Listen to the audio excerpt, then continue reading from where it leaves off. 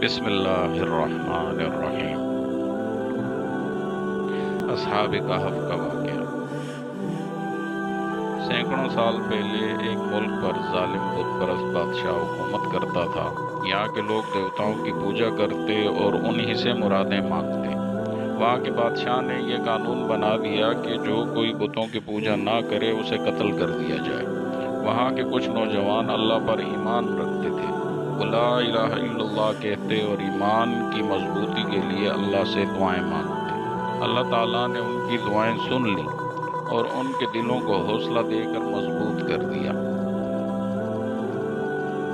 جب بادشاہ کو اس اعلان کی خبر ملی تو اس نے ان نوجوانوں کو بلا کر دھمکی دی کہ بت پرست بن جاؤ ورنہ قتل کرا دوں گا۔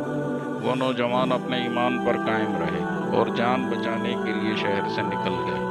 ان کا کتا بھی ان کے ساتھ چل پڑا۔ وہ ایک غار میں جا کر چھپ گئے اور اللہ سے دعائیں مانگنے لگے۔ اللہ تعالیٰ نے ان کی دعائیں قبول کر لیں۔ جب وہ سونے کے لیے لیٹے تو اللہ تعالیٰ کا معجزہ شروع ہوا۔ ان کو ایسی نیند آئی کہ 309 سال تک بے خبر سوتے رہے۔ اس نیند کے دوران اللہ تعالیٰ نے ہر خطرے سے ان کی حفاظت کی۔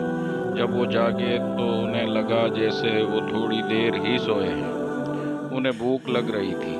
ایک نوجوان کھانا خریدنے کے لیے چھپتے چھپاتے شہر آیا۔ اسے شہر کا ماحول بہت عجیب لگا۔ ساری عمارتیں اور بازار بدل چکے تھے، لوگ اجنبی تھے۔ اس کی سمجھ میں یہ نہیں آ رہا تھا کہ اچانک کیا ماجرا ہو گیا۔ اس نے کھانا لیا اور دکاندار کو اپنا سکہ دیا۔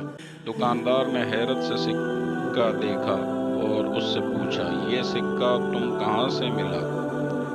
نوجوان نے جواب دیا کہ یہ میں نے خود کمایا ہے۔ دکاندار نے کہا، کیا مطلب؟ یہ سکہ تو 300 سال پرانا ہے۔ اس طرح اس نوجوان کو پتہ چلا کہ وہ سب ساتھی تقریباً 300 سال تک سوتے رہے۔ اس نے یہ بات دکاندار کو بتائی۔ تھوڑی دیر میں یہ خبر سارے شہر میں پھیل گئی اور بادشاہ کو بھی مل گئی۔ اس وقت وہاں جو بادشاہ تھا وہ اللہ تعالیٰ پر ایمان لا چکا تھا۔ وہ سب نوجوانوں سے جا کر ملا اور ان کی بہت عزت کی۔ نوجوانوں نے اللہ کا شکر ادا کیا۔